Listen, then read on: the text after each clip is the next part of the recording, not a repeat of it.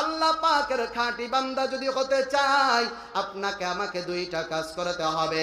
এক নম্বর, আমার আল্লাহর হক আদায় করতে হবে। দুই নম্বরে বান্দার হক আদায় করতে হবে।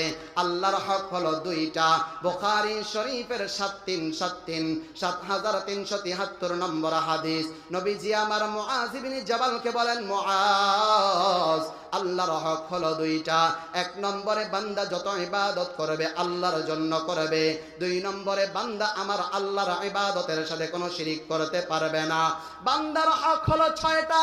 ইদা লাকিতাহু ফাসাল্লিম আলাইহি, দেখা হলে সালাম দিবে। ওয়া ইদা দাআকা ফাআজিবহু, দাওয়াত দিলে অংশগ্রহণ করবে। ওয়া ইদা ইসতানসাহাকা ফানসাহ লাহু, পরামর্শ চাইলে সুপরামর্শ দিবে। ওয়া ইদা আতাসা ফাহামিদাল্লাহ ফাসাম্মিতুহু, কোন মুসলমান যদি হাসি দিয়ে বলে আলহামদুলিল্লাহ, আলহামদুলিল্লাহর আওয়াজ যার কানে যাবে সে বলবে ইয়ারহামুকাল্লাহ।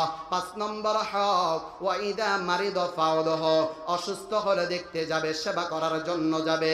6 নম্বর হক, ওয়া ইদা মাতা ফাত্তাবি'হু, আপনার কানে যদি খবর চলে আসে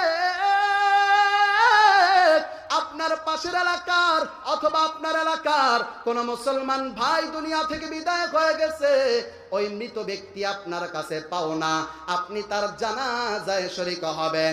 ও বিরলিয়ার মুসলমান, আমার আল্লাহ রাব্বুল আলামিন আপনাকে আমাকে আমার আল্লাহর হক এবং বান্দার হক আদায় করে আল্লাহ পাকের খাঁটি বান্দা হওয়ার তৌফিক দান করুন। একটু জবান খুলে বলেন না আমিন।